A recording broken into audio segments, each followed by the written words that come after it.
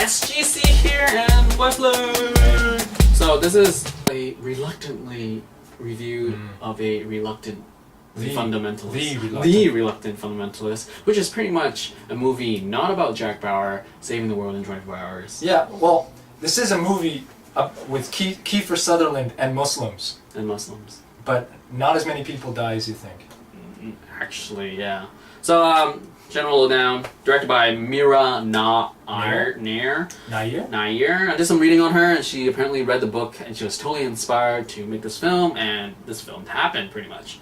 So, I haven't seen anything that she's done, so nothing much to say about her. So this casting we have for this movie is Kiefer Sutherland, as mentioned. Then we have Riz Ahmed, Kate Hudson, Live Schreiber, you know, Sabretooth from the X-Men series, and that's the biggest names. Everyone else is, I don't know them. The plot is about a Pakistani man who comes over from Pakistan to the United States to study school, and he ends up getting a good job at some insurance company. Typical imperialist white businessman. Ha ha ha! Look at how much money we have. It's about him trying to fit in at his new workplace, and then 9/11 happens, and his life goes from great to absolute horrible.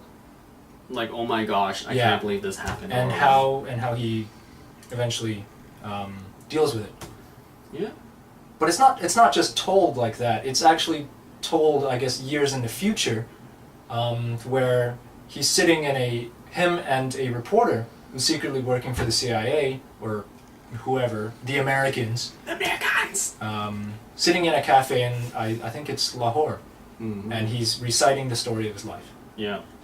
And that's I like that. It was a cool way of telling the story. Yeah. So that was fun. I mean, like, all these, like, time skips and different looks, like, pre and after. If it ever gets, like, it never makes the story of his life seem preachy. Well, it doesn't focus too much on his life. Every time you kind of think like, oh, I wish I could see something else that's not his life, then it'll kind of jump out, and then you can see what's going on in the meantime, which involves the kidnapping of an American professor in Pakistan, and the simultaneous U.S. crackdown and student dissent. Yeah, it was really good tension, I think. So, like, why did I say reluctantly review? Because this film is actually hard to review. Yeah, wow. Because it's like, you would go in and think it's like a normal film about, you know, Pakistanis and how they felt about 9/11 and what happened to this kid during before and after. Yeah,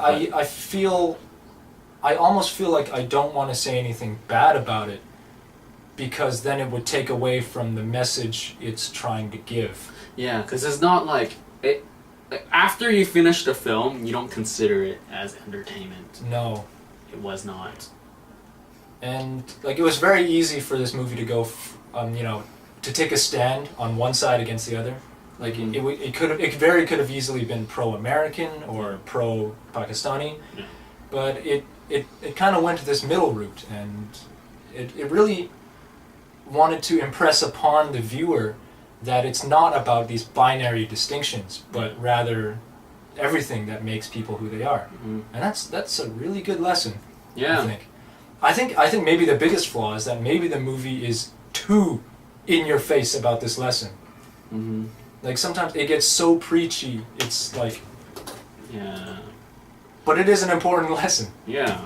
And then at times they felt like there was going to be an action scene, but it didn't really carry out action scenes.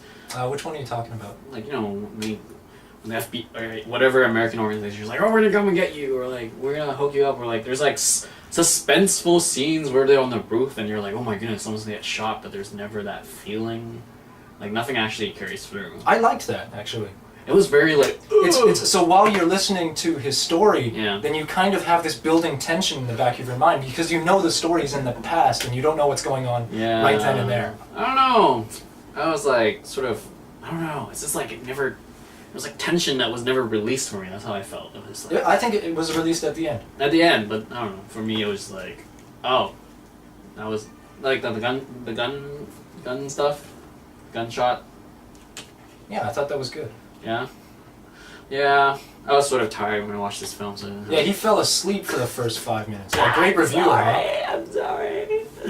But yeah. So this film is actually pretty good. Like, just to, it's a reminder that, like, you know, like nowadays we judge everybody with one action of one individual, as in like, oh, you know, the mainlanders, like, you know, do their thing, so therefore every mainlander. This entire movie boils down to one lesson, and it's don't be racist. Yeah. I think that's pretty much what it is. Yeah. Is it a good lesson? Yes. Is it taught well?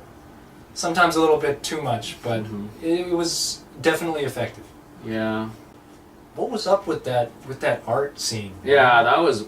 I think that's the biggest thing for me was Kate Hudson's, like, I don't know, any scene that she was in, it just felt weird. Like, she was totally insensitive, and it's just like, she was insensitive to the point where it's just like, why are you still together? I can't stand her character, and it's just. She's an artist. I mean, like Riz Ahmed, total props for his acting, because I think he was just awesome. Great actor, him. Really awesome in this film. I think everyone did a pretty good job. Well, no one was outstandingly bad. Yeah. Yeah. Like, they fulfilled what they needed to do, sort of thing. I thought it was good.